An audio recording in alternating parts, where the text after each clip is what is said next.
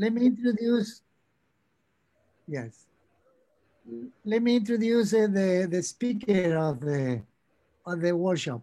Dr. David Turoski, he is a professor at the Carnegie Mellon University. We have worked together for many years, 15 probably or more. And we actually work very much in helping students to learn technology in robotics, artificial intelligence, applications. And this is his last project so far, because he has many other projects. So his idea with the project AI for K-12 is to develop a platform and a curriculum for the United States and also Puerto Rico and the territories. So that's the idea that we are focusing in putting together a team in Puerto Rico so we can develop like say a course, something that is going to be implemented by the Puerto Rico Department of Education.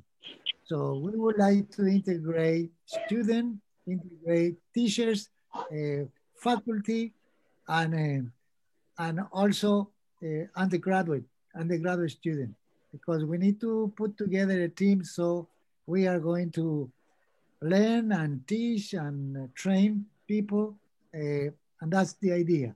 So Dave is going to start introducing the group into artificial intelligence and what is his proposal that has been run for about 3 years, funded by NSF, and its general idea. Okay, thank you very much, Dave, for being our speaker. Just 1 minute.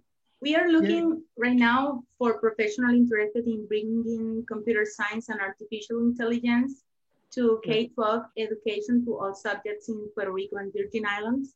The agenda for today includes attendance. I will put a link on the chat so you can fill it out to record your attendance.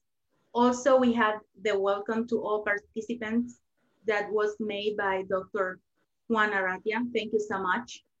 He introduced our speaker, Dr. Dave Turoski. Then we are gonna talk about collaboration with artificial intelligence for K-12. Also, we are gonna have a section for questions and answers. And at the end, we are gonna have a feedback survey and adjourns. Today, I will be your moderator of the activity. I'm Dr. Elba Sepulveda, instructional designer at Johns Hopkins University and worked as a teacher in Puerto Rico for many years. I have here Dr. Arratia, who is the tester of this idea for Puerto Rico, and I may have other people all over, like representatives from the Department of Education, teachers, students, professors from different universities that are joining us for this initiative about adding artificial intelligence and computer science to Puerto Rico education. I will copy the link to the survey to record the attendance in just 1 minute. This meeting will be recorded for the people that are coming inside right now. So you just need to accept the recording. If you don't want to appear, the video to appear, just turn it off. And now it's my pleasure to present Dr. Dave Turoski, who is a research professor at the Computer Science Department at the Center for Neural Basis of Cognition at Carnegie Mellon University. He's an expert in cognitive robotics, computer science education, and computational neuroscience. His current projects right now are Calypso, that is an intelligent programming framework, and also he's very involved in the artificial intelligence for K-12 initiative. If you have questions, just post them in the chat, and at the end we will be able, to answer those questions in Spanish or English. Thank you so much.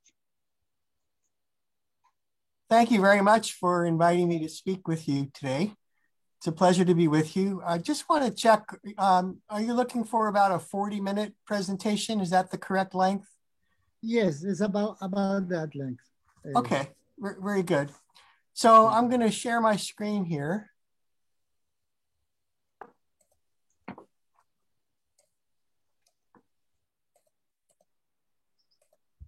And hopefully you can see my slides now, yeah? Yes. Okay, great. So there's going to be three parts to this. I'm going to start by just discussing what AI is. I know that the people here come from many different backgrounds. So some of you may be more technically oriented and some of you not so much. So we're going to start by just defining what we mean by AI. And then I'm going to talk about the AI for K-12 initiative, which is developing national standards for teaching AI in K-12. And then finally, I want to talk a little bit about resources for teaching AI and things you might think about doing as your next steps in Puerto Rico. So yeah, feel free to post questions in the chat. And let's start out with what is AI. So I get this a lot when I tell teachers that I'm interested in promoting AI education in K-12. Often the first question they have is what exactly is artificial intelligence? And the definition that I like to use is that AI is a collection of techniques that allow computers to do things that when people do them are considered evidence of intelligence. So that includes things like using language, understanding speech, computer vision, recognizing things in the world, reasoning, planning, all the kinds of things that separate people from lower animals. We want computers to be able to do those as well. So it's important to understand that this is not just some obscure field in the laboratory. We're actually surrounded by AI in our everyday lives. So if you use Alexa or Siri or Google Assistant, those systems are doing speech recognition in order to understand what you're saying. And that's an example of AI. I was just attending a talk prior to this meeting where we had real-time subtitles. So the speaker was just speaking and somehow magically below her where was appearing English subtitles. And that's a result of amazing AI systems that are able to do text-to-speech in real time. In computer vision, when you use your face to unlock your iPhone, or you play with Snapchat or TikTok filters that'll give you cat ears or do other kinds of funny effects, those are examples of computer vision. Self-driving cars, although full self-driving cars are not really out there yet. They're there experimentally, but there are a lot of cars that you can buy today that have things like lane departure warning, automatic parallel parking. These all use computer vision to understand the road, what the other vehicles are doing, what the pedestrians are doing. In language understanding, if you ask Google, what does an alligator weigh? Or what's the second largest city in Honduras? Google will understand your query and give you back a meaningful answer. Google Translate will translate from any of among 100 different languages. You can point your smartphone at a Chinese menu and it'll tell you what the menu says in English. These are all AI applications that people use every day. Recommender systems, when Netflix suggests a movie for you, Amazon suggests products that you might want to buy. Facebook curates your feed, shows you stories it thinks you might be interested in. And of course, Google makes a lot of money by deciding what ads are most likely to interest you. And in robotics, many of you probably have seen, some of you own some of these robot vacuums like the Roomba that they don't just run around randomly. They actually build a map of your house. So they know where the walls and the doorways are. There are robots in automated warehouses. There are drones now you can buy that will follow you around. So they're using computer vision. So these are all examples of AI technologies that we interact with every day. But AI also poses some important challenges for society. Many kinds of work will become automated. In some cases, that means people will be losing their jobs. There will also be new jobs being created. So there's growing demand for people who can create AI systems or maintain AI systems. I think the most common outcome is people's work will change. So it's not that they'll lose their job, but they'll work differently. They may work alongside of a robot, or they may have an AI-powered intelligent assistant that's part of their job is to interact with this thing. So AI is going to have big effects on employment and the economy. People employing AI systems to do automated decision-making, that raises ethical issues. So nowadays, decisions about who gets a credit card, who gets a loan, who gets into college, whose resumes get a second look. In many cases, these are automated decision-making systems, and they don't always treat people fairly. There are concerns about bias in these systems. And so as these kinds of things become more common, it becomes a societal issue. What are we willing to tolerate in the way of automated decision-making systems, and what can we do to ensure that they're fair? AI is also powering the surveillance state. So we have ubiquitous face recognition now, which can lead to a loss of privacy. China is leading the way in the surveillance state. They're doing frightening things in parts of China, but other countries are not that far behind. And of course, automated monitoring of phone calls and social media is also a concern. And then these deep fakes that you may have encountered. So there's a great one of a deep fake of Queen Elizabeth that the BBC produced recently.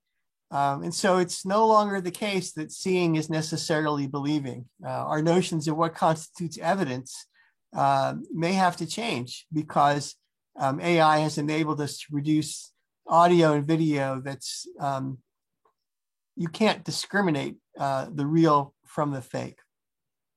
So AI is posing these challenges for society. This is another reason why we need students to be aware of AI, to understand AI. They have to be able to become informed citizens. So it's important to understand that AI is a branch of computer science. What you see on this slide is a bunch of different divisions of computer science. So if you're a computer scientist, these are familiar to you. Each of these topics might be a course if you're in a university computer science department. And AI is just one of the many topics that make up computer science. But AI also has relationships to other disciplines, as you see here. So statistics, for example, is playing an increasingly important role in AI. Cognitive science, how people think, how human memory, human perception, human reasoning works, that also has relevance to AI.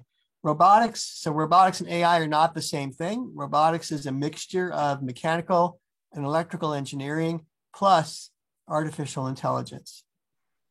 There are philosophical issues raised by AI.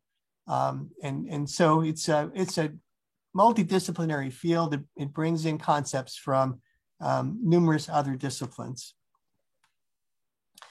AI itself has many subspecialties. You see a list of some of them here, things like computer vision, speech recognition. These are well known. Others are maybe less well known outside of the field. Machine learning is a specialty within AI. That's gotten a lot of publicity, a lot of interest recently. Some people think that AI and machine learning are the same thing, but that's not true. Machine learning is just one specialty within AI. In fact, this slide makes that kind of clear. AI began in the 1950s, trying to make intelligent agents, intelligent machines. Around the 1980s, machine learning grew into a field of its own. It's a division within AI where we're trying to get machines to acquire intelligent behaviors without having to program those behaviors explicitly. And then in the 2010s saw the advent of deep learning using deep neural networks. So that's a specialty within machine learning.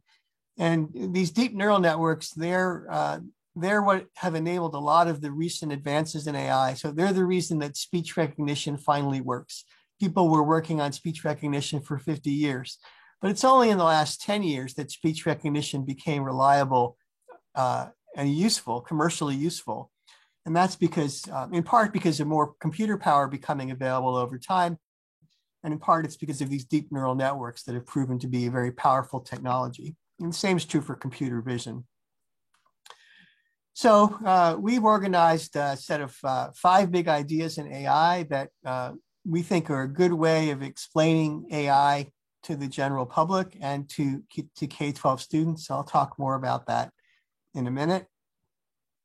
So here's the list of the 5 big ideas in AI.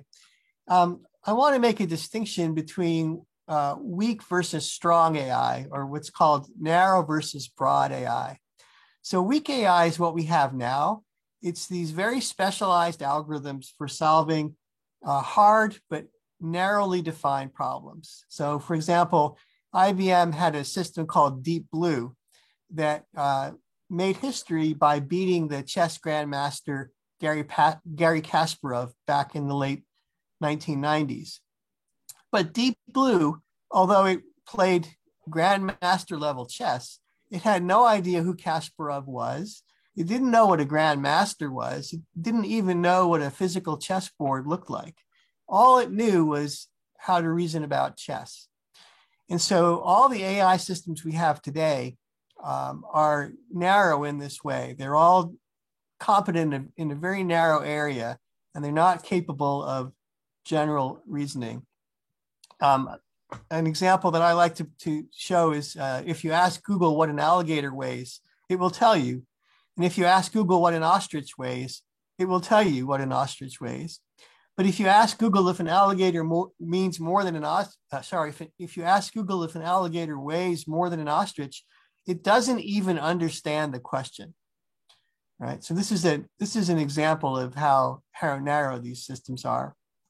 Strong AI, what's called artificial general intelligence, is what we hope to achieve someday. That's a general reasoning ability comparable to what people have. So people are very broad in their reasoning. They can reason about lots of different things. They have self-awareness, consciousness. This is what you need if you wanted to create Commander Data or C-3PO. We do not have this. And sadly, we don't have any idea how to achieve this. So AI today doesn't look like AI in science fiction. It's not the Terminator. It's not Commander Data. It's not C-3PO or even R2-D2. It's much more utilitarian than that. In fact, if you ask Google, what does AI look like? So I did that. I asked Google, what does AI look like? Turns out that AI is blue. I bet you didn't know that. AI is blue, and it has brains and wires and cyborgs. So if you do a Google image search on what does AI look like, this is what Google thinks AI looks like. But let me show you what AI really looks like. This is what AI really looks like. It looks like lots of Python code and diagrams and equations and math because AI is computer science. AI is algorithms plus data structures, just like the rest of computer science. And so AI is not, it's not magic. It's not going to take over the world, but it is a very useful technology. So that's the first part of my presentation, is to just briefly go over what AI is like. I don't know if there's any questions. If not, I want to switch over to the next part, which is talking about the AI for K-12 initiative and how we're trying to develop national standards for teaching AI in K-12. All right, so hopefully you can still see my slides. The AI for K-12 initiative is a joint project of the Association for the Advancement of Artificial Intelligence. That's the leading professional organization for AI researchers and practitioners, and CSTA, the Computer Science Teachers Association. We have funding from the National Science Foundation, and we've had a lot of support from the Carnegie Mellon University School of Computer Science. Our mission is, first of all, to develop national guidelines for teaching AI in K-12. These are modeled after the CSTA standards. So CSTA publishes computing standards for the US for what students should know about computing. And their standards are divided into 4 grade bands, as you see here: K-2, 3-5, 6-8, and 9-12.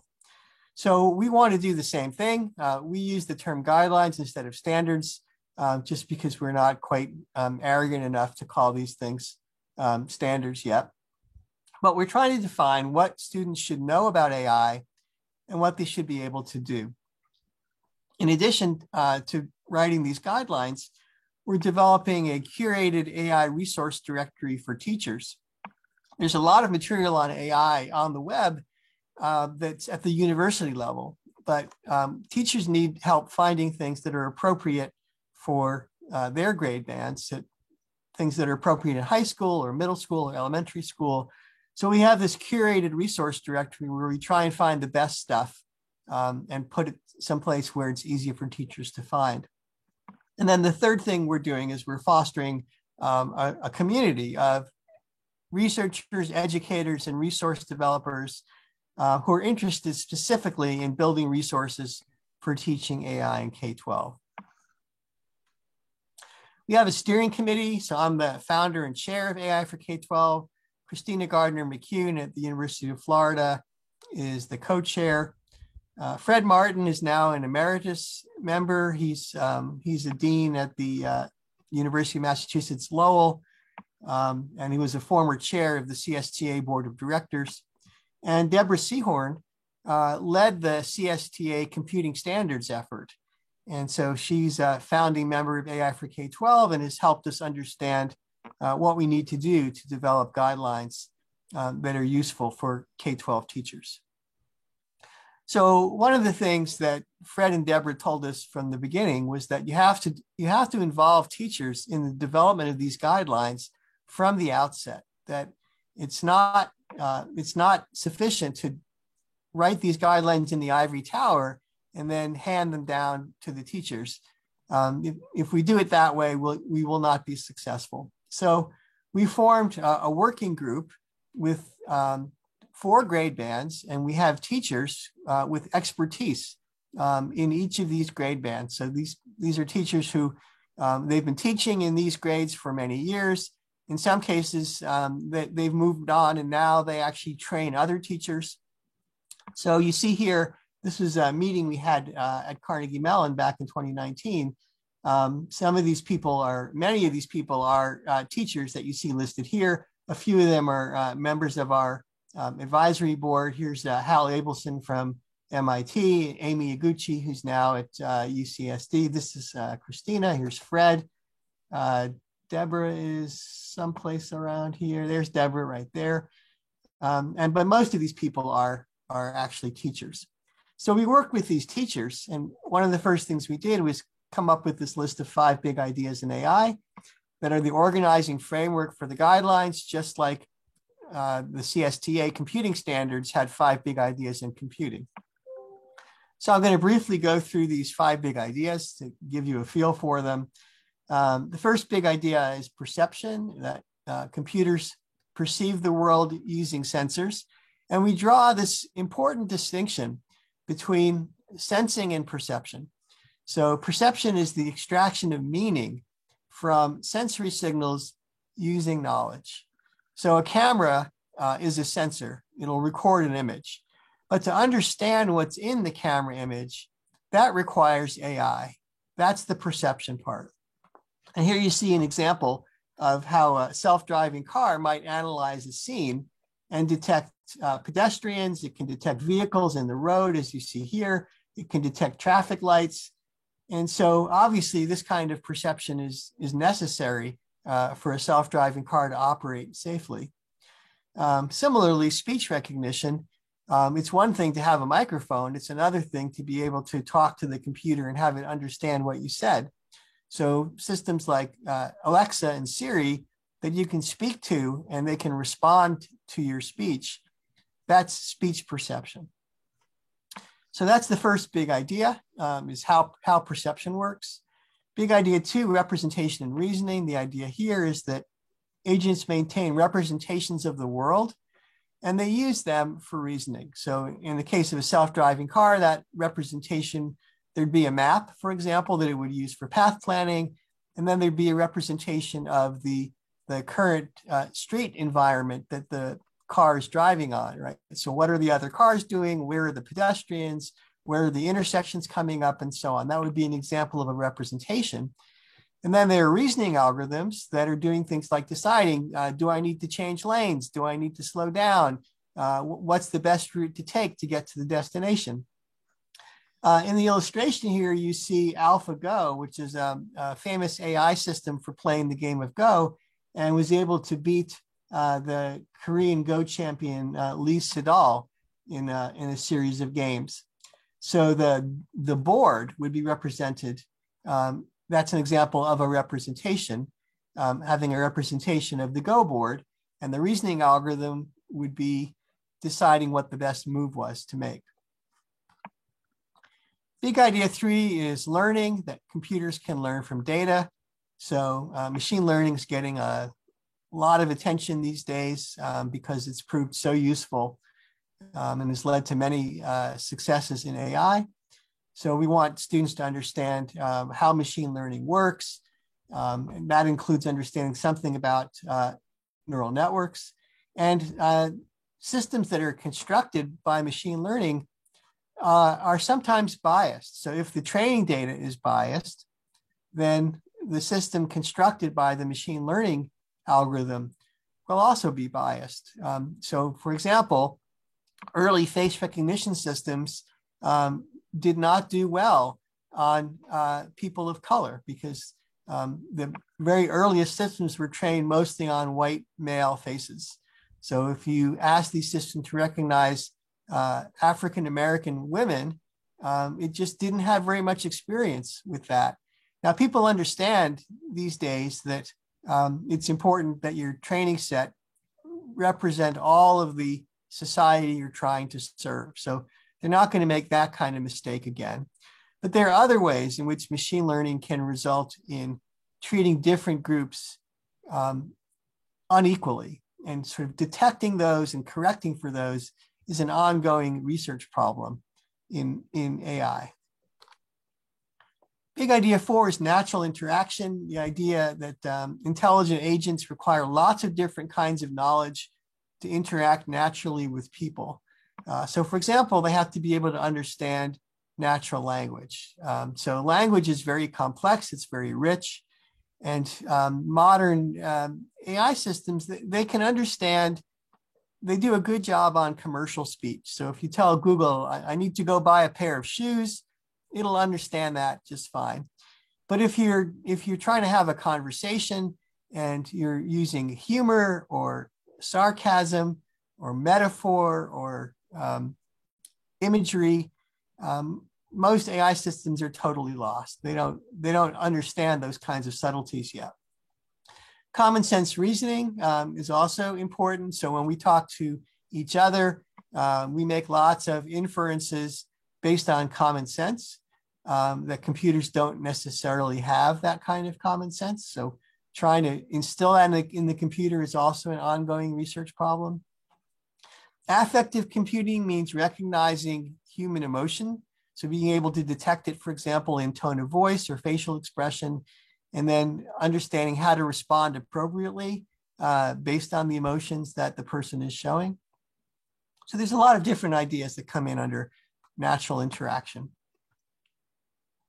Then the fifth big idea is societal impact. So this is also complex. It contains a bunch of subdivisions. So the short statement is that AI can impact society in both positive and negative ways. So both good things and bad things. And we're going to divide this up into three subtopics. The first one is the ethics of making decisions about people.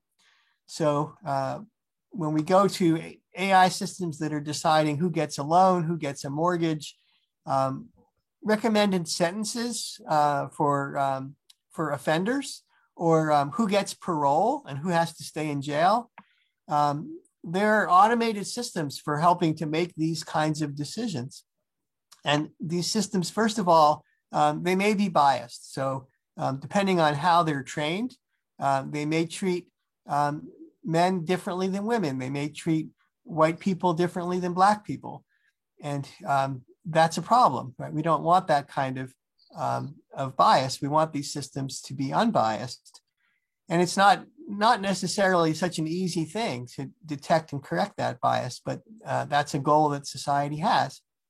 We also want these systems to be transparent. So when a system makes a decision, we ought to be able to find out why it made that decision. What was the basis for that decision? Should be able to explain its reasoning. And there has to be accountability. So if people are harmed by the action of an automated decision system, somebody has to be taking held accountable for that. So these are guidelines for designing AI-based decision-making systems, of which we will have more and more in the coming years.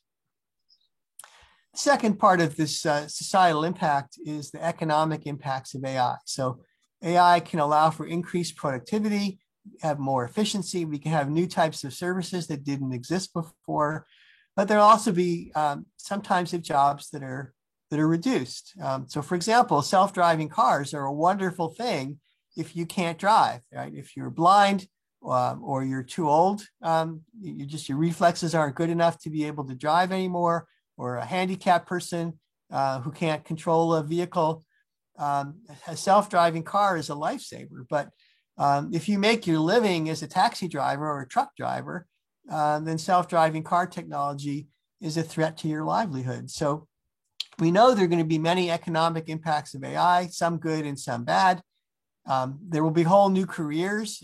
People are getting hired as AI engineers now, is doing data analysis, machine learning engineers. There are many jobs in this area. So we want students to be prepared to do this kind of work. We want them to think early about what kind of education they need to get these kinds of jobs. But we also need to think about possible negative consequences of more automation. And then the third thing is AI and culture. So because AI is becoming so pervasive in our society, little kids are growing up with Alexa, for example. So they're growing up surrounded by intelligent assistants and robot companions. And what's that going to be like? Would you let your child travel unaccompanied in a self-driving car? Right? That's an interesting question. I think most people today would probably say no, but in 20 years, people's attitudes might change. There's a whole genre of YouTube videos now of self-driving car mishaps. So there are pictures of people asleep in their Tesla at 75 miles an hour. There are pictures of people playing chicken with self-driving cars. So they'll step out in front of a self-driving car and see if it stops. Not a good idea, but people are doing this kind of stuff. It's becoming part of the culture. And so as AI becomes more pervasive, it's interesting to think about how that's going to affect our culture. All right, so we took these 5 big ideas in AI and we made a poster. That poster is now available in multiple languages, including Spanish. You can download the poster from aifork12.org. And the 5 big ideas were just the framework for the guidelines, right? So the next question is, how do you get to the guidelines themselves? And so this is what that looked like. So for each of the 5 big ideas, we had a concept list. Our 4 grade band groups in the working group developed their own concept treatments that were appropriate for their grade bands. We tried to put these together into a unified spreadsheet, but that itself still wasn't coherent enough. So then we went back and created a new synthesis based on what the grade bands had done. And then that synthesis got put out for public comment. In the case of 2 of the big ideas, Big Idea 1 and Big Idea 3, we've released these for public comment. And for the other big ideas, we're still working on the synthesis. So let me show you quickly what this looks like. This is the grade band progression chart for Big Idea 1. This is available on the aifork12.org website. And if we zoom in a little bit here, so we have the Big Idea 1, which is perception. We have the one sentence statement of the big idea. And then we have these things in orange boxes that are sort of the key insights that we want people to get. So perception is the extraction of meaning from sensory information using knowledge. There's that difference between perception and sensing. And the transformation from signal to meaning takes place in stages with increasingly abstract features and higher level knowledge applied at each stage. So this is a crucial insight into how these AI systems work. An example would be in a vision system. The very early stages would be looking at pixels, edges, intensity gradients. And as you get to later stages, then you're looking at things like surfaces, parts of objects, whole objects, and arrangements of objects in a scene. Okay, so for each big idea, there's a concept list. We have the major concepts for perception, our sensing, processing, and domain knowledge. And then there are subconcepts within each major concept. And each one of these subconcepts then becomes a row. So they're a row in this big spreadsheet here. And the columns are the 4 grade bands. So for example, for the very first subconcept is sensing in living things. And in K2, that might be just asking students to identify what are the human senses and sensory organs. So we see with our eyes, we hear with our ears, we smell with our noses. We have 2 things, the LO and the EU. The LO is the learning objective, what students should be able to do. And the EU is the enduring understanding, what they should know. If we move on to 3.5, we might ask students to compare human versus animal perception. And we want them to understand that humans and animals don't necessarily have exactly the same senses. So bats and dolphins have sonar, which people don't have. Honeybees can see in the ultraviolet. Rats are colorblind, and so on. So I'm not going to go through all of these things, but you get an idea of what this grade band progression chart looks like. And we've done a similar thing for Big Idea 3. Here are the orange boxes that are the major insights we want people to have into machine learning. And then here's the concept list. All right, so where do we want to end up here? I think that what I was talking about with Juan is that I understand he has a group of teachers who are interested in exploring introducing AI into the high school curriculum in the schools where they teach. So, oh yeah, there's a question in the chat. Can we get a copy of the presentation? Yeah, these presentations, they're actually linked from the aifork12.org website, but I'll send Juan a message with the URL so you can get the direct URLs. So how do we move forward, right? What we want to do, I think Juan wants to do is have a group of teachers who can support each other and learn something about AI together, and then maybe do some experiments in the coming months. So things you could try teaching to your students. And then this would be as a preliminary for introducing some kind of an AI course, perhaps in the fall. So let me just talk to you about some options that are available to you. So here is the, if you go to the aifork12.org websites, here's the front door for our website, aifork12.org. And if you come over here, you can see the resources, list of resources. So if you click on that, this is our curated resource directory. It's one of the three things that make up our mission is to build this curated resource directory, and we're still adding things to this. So I wanted to show you in particular, there are some online courses for K-12 students. For example, there's this AI Foundation course that ISTE and IBM just recently released. And then there's also, earlier here, there's curriculum materials. So AI for All Open Learning, they have these little curriculum modules they call AI Bytes. That are sort of self-contained modules that explore specific areas of AI. Code.org did an AI for Oceans, but that's really more for younger kids. It's not something that would be the basis of a high school course. Blakely Payne did an AI for an AI plus ethics for middle school. That's really interesting, worth taking a look at. Exploring Computer Science has an alternative curriculum unit on AI that's worth taking a look at. IBM has some IBM activity kits on AI. So there's a bunch of material out there already. And what I would suggest is that you form a community of teachers who together could go through some of this material. And I know Juan's looking to arrange future speakers to talk to you about some of these software tools. You can go through this material and decide for yourself, what do you want to do? What would you like your AI experiment to look like, right? And then you can play with some of these tools, you can play with some of this curriculum, and just do your thing, right? And then see what happens. So teach some kind of AI elective in the fall.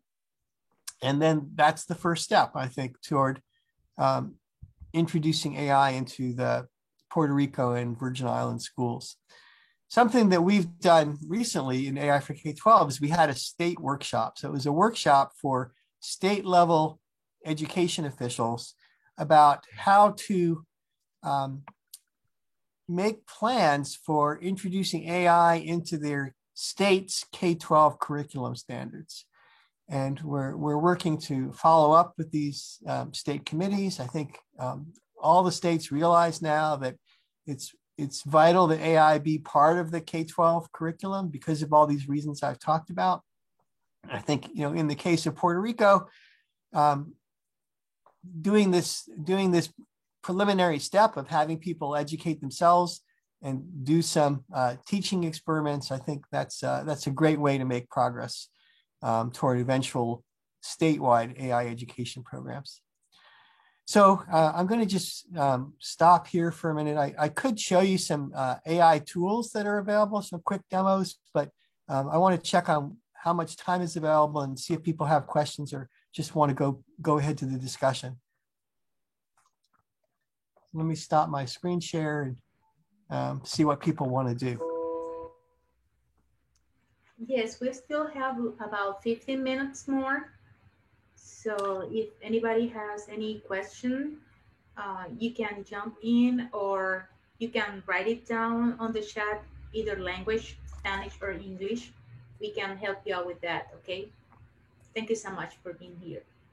Yes. Sure, I can also do some demos too. So if people, we'll see if there's any questions in the chat, but if not, I can go back to screen sharing and demonstrate some of these AI tools that you could use. So, I think Dave, that would be a really good idea. You see, some demos. Okay. Yeah. Sure. So actually, I have some slides on this that might actually be a more efficient way to do it. I'll do one real-time demo and then we'll do some slides. So I'm going to demo something called Teachable Machine. And I have to turn my camera off for this because the demo is going to use my camera. Yep. Let's see, here we go. All right, so this is a demo of machine learning.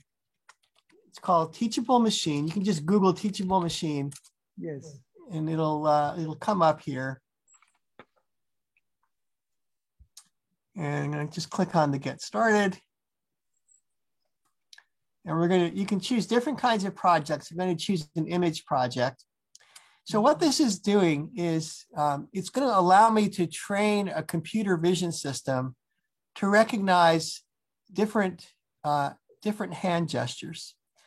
So you can either use a collection of images that you want to upload, or you can use your webcam. So I'm going to have my first class is going to be, I'm going to call this Thumbs Up. And I want to use my webcam. So here's the webcam. I don't know, oh, the bright sunlight's going to make this a little tricky, but I'm going to do my best. So I'm going to make different thumbs up gestures, and I have to hold down this button to record some images. So here we have a bunch of thumbs up gestures. All right, so that's the first class. It's called Thumbs Up. And then I'm going to make a second class, and I'm going to call that neutral, right? So I'm not making the thumbs up. So it's just me with no thumbs up. So let's do some of that. So here I am. Oops, hold to record, right? So here I am, just me, no thumbs up. All right, and then let's say we'll make one more class, and we'll call this peace sign. So I'm going to make a peace sign. So hold to record. All right, so that's it. I've shown it these examples. Now I'm going to tell it to train the model.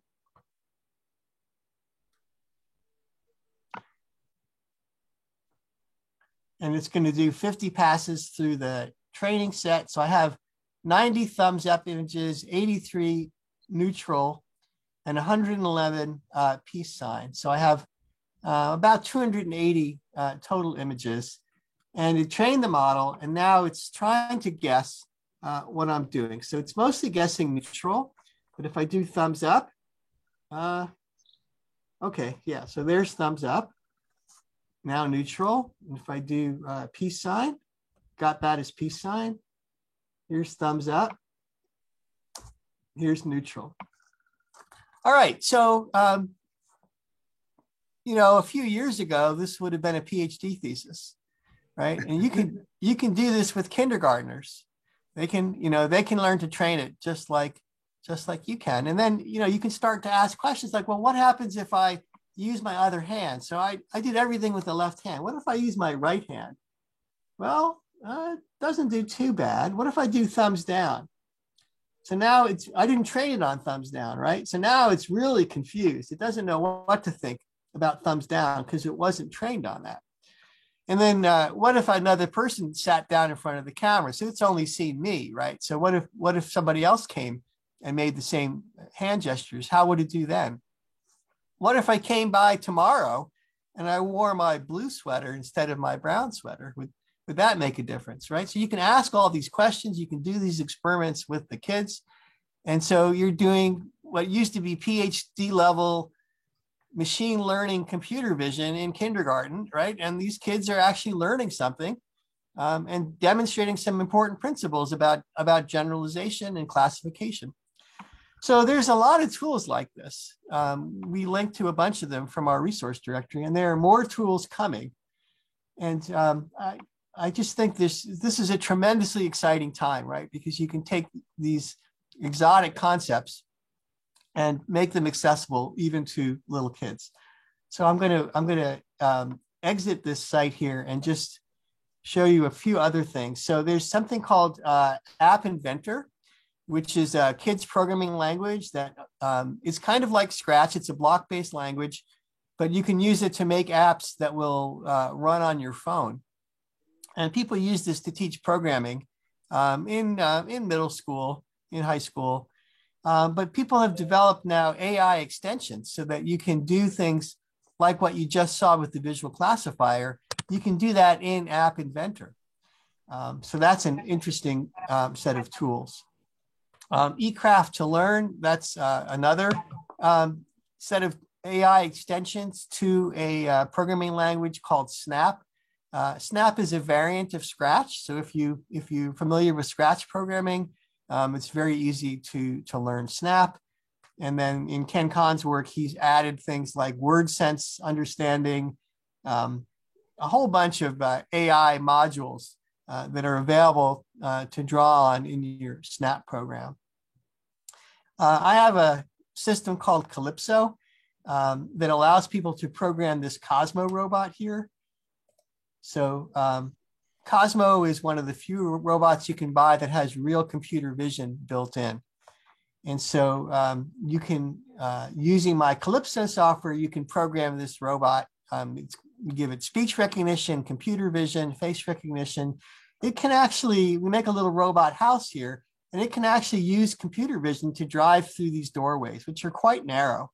So it's pretty impressive that the robot can do that using its computer vision system. We are, as far as I know, we're the only people in the world that have an educational robot that can drive through a doorway. Code.org has done their Hour of Code thing. Machine Learning for Kids is a great website for teaching kids about machine learning, how to build classifiers. And then they recently extended it so that you can actually draw the decision tree. So this thing is learning a complex decision tree, and you can actually look inside the computer's head, so to speak, and see the decision tree that it learned after the learning process completes.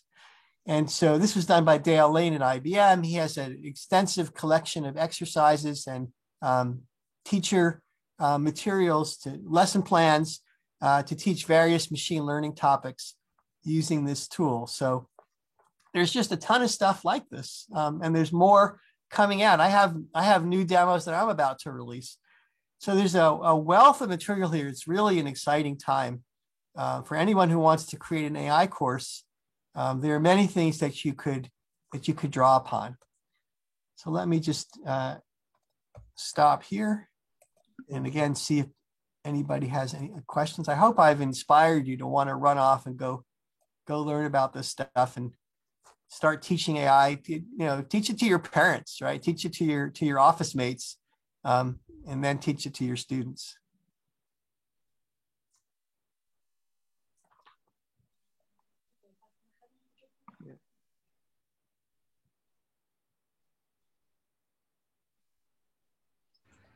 Do anybody has any question? ¿Hay alguien que tenga alguna pregunta? Puede hacerla en español o en inglés, como usted prefiera.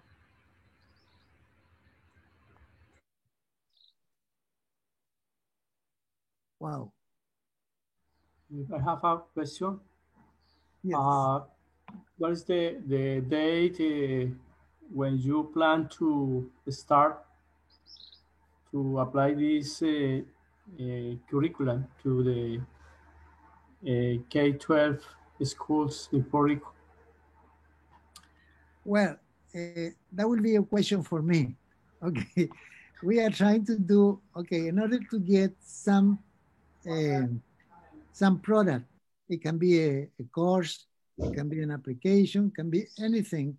Well, it will take a little while, really, because we are putting together right now, the team that is going to develop something. But at the same time, we had to get connected with the Department of Education of Puerto Rico. And at this particular time, Puerto Rico is in transition from one government to another. So we don't know who we had to talk to because the officials are not there. But we are talking to different school administrators, some people from the different region of education, and they will help us just to go in the right direction. But it's going to take us a little while, probably. Probably by the end of the year, we will have something, okay? As Dave was telling us, well, in the fall, we can do something, and we can just work with the teachers, because that's the main goal. We are not going to get anything done, you see. So the Department of Education is going to buy if the teacher don't buy it first, okay? So the teachers are really key here in order to say, okay? That's why he's giving us all these big ideas. They are really good because he covered almost everything that is out there, and also the resources are there. So if anybody from this group wants to do something, yeah, we can put together the groups and we can start doing exactly what they want, okay? There is material, okay? But the time frame for say, at this particular time, we are going to be ready to implement it. Well, it will be as soon as possible, but of course we are dealing with a system that is not that very fast in implementing new changes in Puerto Rico. Okay. Alvaro is having a question. Alvaro, yes. Yes, from the things I have seen, there are many resources, there are many possibilities. Also, there is a curriculum. There are some ideas of what can be done, but anyhow, it is an experiment. I mean, nobody knows where this is going. So the most important thing is to begin, not just to get too much involved in politics or who's going to do that or what else. Because as soon as there is some examples, many people will want to come in. So first things is what we want to do and do it something to show some examples. So to have something to show. Probably using examples from the States anyhow, but it's necessary to begin. It's my opinion. Yeah. Yes, I have a question. Well, I didn't get to go to the platform to see the resources, but if I can use the resources to go and maybe give STEM classes into my class of chemistry class, because, well, I'm a science teacher, I'm a chemist, and I think as a teacher, I can put some of these resources into my class, not as a course, just like a little STEM projects to just make aware to the students of the AA intelligence. And I don't know if I can do that because I don't, it's the first time that I see that the platform. Can you help me in that? Yes. Yes, probably we have the tools to do that, okay? So we need person like you to say, well, I'm going to implement it in my class, in my chemistry class, this particular project or this particular application. And we are in that, really. If anybody here say, well, I will offer my class to do this experiment and my other class to do that experiment, yeah, we will help. Basically, that's what the idea of Dave, you see, just going forward with some small project here and there. But we need the teachers. The teachers are essential because in order to continue, you see, going forward, yes, the teachers are going to be there, right? Okay. We have two questions. One from Marta Lavoy, that is, right now, we have a course that is named Computational Sciences, but our teachers don't have the right training to teach it.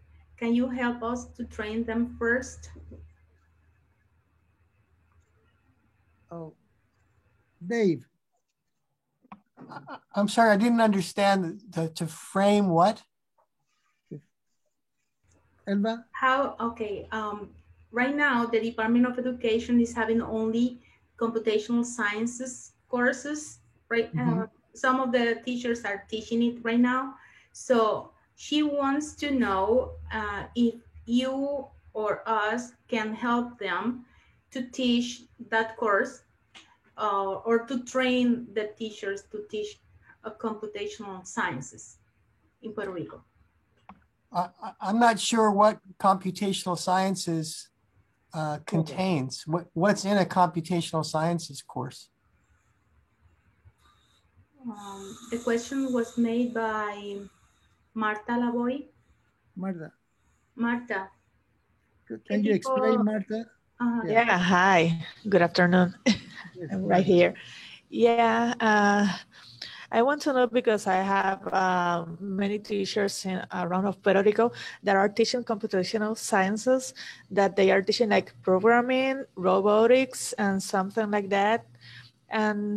But they don't have they don't know the first time how to program a robot and something like that. And I want to teach them all of these apps and all of these platforms, but they even know how to do it. And I want to teach them first, and then they can teach these platforms to their students. So. Well, so there's a huge need for teacher professional development. We recognize that. There are some opportunities out there. For example, ISTE has a course on how to teach AI. So it's a course for K-12 teachers on how to teach AI. So that would be a place to start. But it seems like you need a lot of professional development because you want your teachers to get a lot of just basic computer science teaching help, right? So how do you teach programming? How do you teach app development? So I think places like CSTA and ISTE, they offer training opportunities. So does Google, Microsoft. I think there are opportunities out there. CSTA would be a good place to go to for CSTA is the Computer Science Teachers Association. That would be a good place to go to. Marta, I can help you really because we have developed some tools with Dave, you see, in robotics.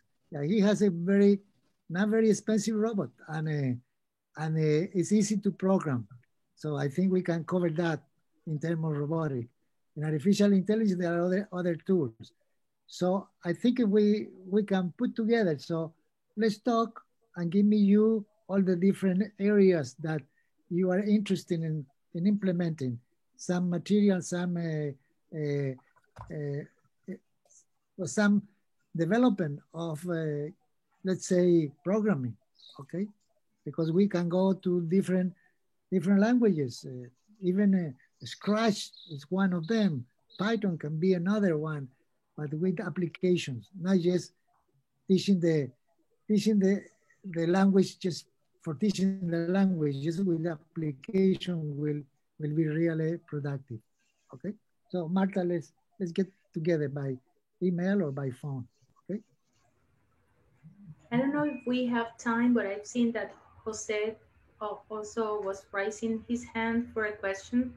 Yes. Are you able to make the question right now? Jose, we can stay up. Yes. I know that we are 4 minutes. Saludos y buenas tardes.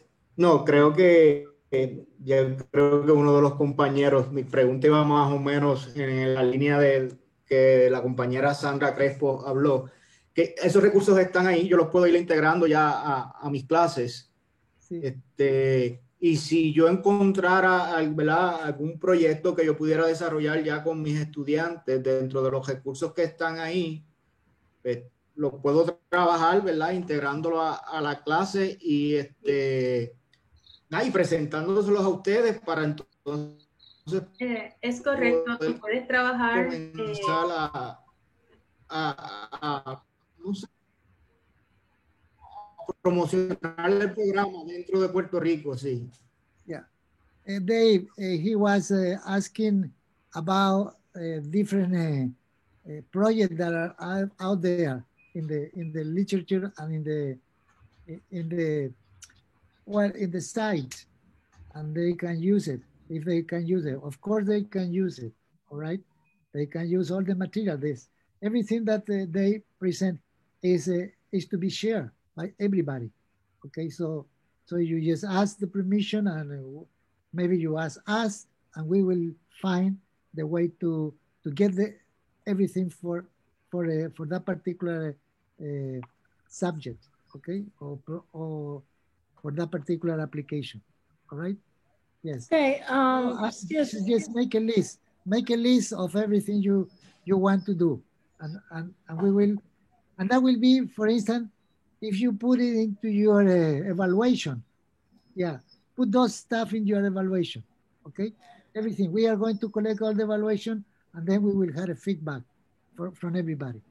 Dr. Yes, Tureste. Yes. You talk about app invention and the inventor, the MIT. I took the courses in UPR there with Dr. Bienvenido. He gave it to us. And I put my students to work that, but you mentioned that we can use it to AI too. Yeah, that's a recent development. They just recently released AI extensions for MIT App Inventor. Okay. Then in the same pages, I can go and see the extensions, or that is. Let me share my screen again, and I can show you. I wanted to show you guys something else as well. So if we go back to the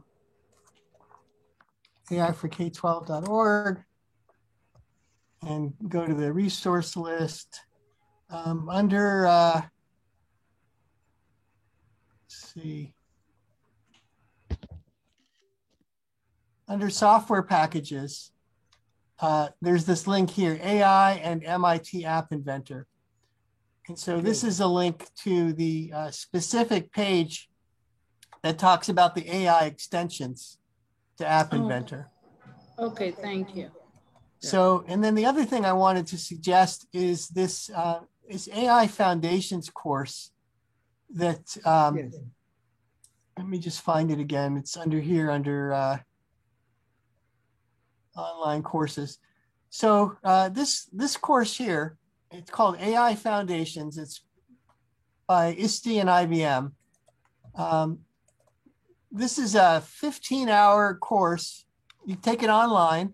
It's targeted at students age 14 to 20 plus. It's free. You can take it for free.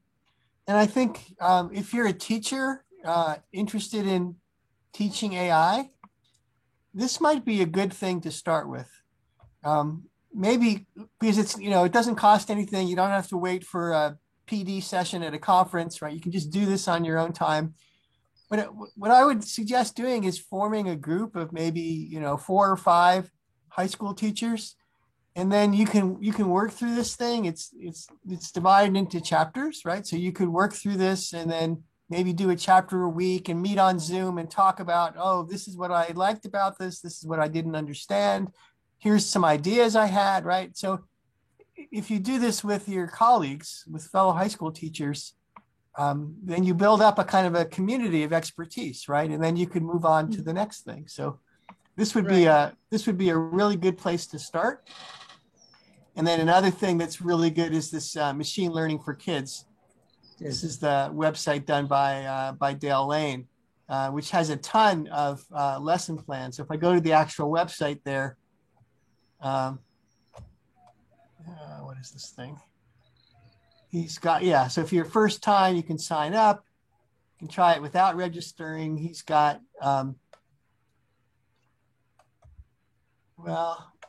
here we go, projects. He's got projects and worksheets. You could try some of these little projects here. I don't know, you may have to, here's what these looks like. So you could try some of these projects, and he's got teacher worksheets and, teacher guides and student handouts. This stuff is just fun, right? Just do one of these a week. Do it with your colleagues and share your experiences. And pretty soon, you'll be an AI expert. Yeah. Right. It's interesting. I will try with my colleagues and then with the students. Yes. Marta, I'm working with the people from the App Inventor, IBM App Inventor, and they are willing to give us a talk, okay? And they will cover several applications they have: voice calculator, image classification, and they had another one also dancing with AI. Okay, I'm just talking with them, and for the next, probably it can be next Friday or maybe the Friday after that, we will have those people with us. So I was just going probably in the same direction you are talking about. Okay, those are applications. So what we would like to do is just to learn how they do it. Okay, Davis is showing you something else in other area. It's the same. You see, there is a lot of material, but we need the people, committed people that is going to work with those material and then just going into the student class. Okay, so this is the beginning. Remember, this is the first meeting, but it's not the last meeting. We are going to have almost every Friday a meeting with new material. That's our goal. Okay. And we are going to use the same link. So keep the link and you can enter at the same time. Thanks, David and Dr. Arratia, for this initiative. Thanks to all for being here and actively participated in this first workshop for artificial intelligence for Puerto Rico and Virgin Islands. I hope this activity was informative and good for you to learn the basics of this topic and how different people are working in this.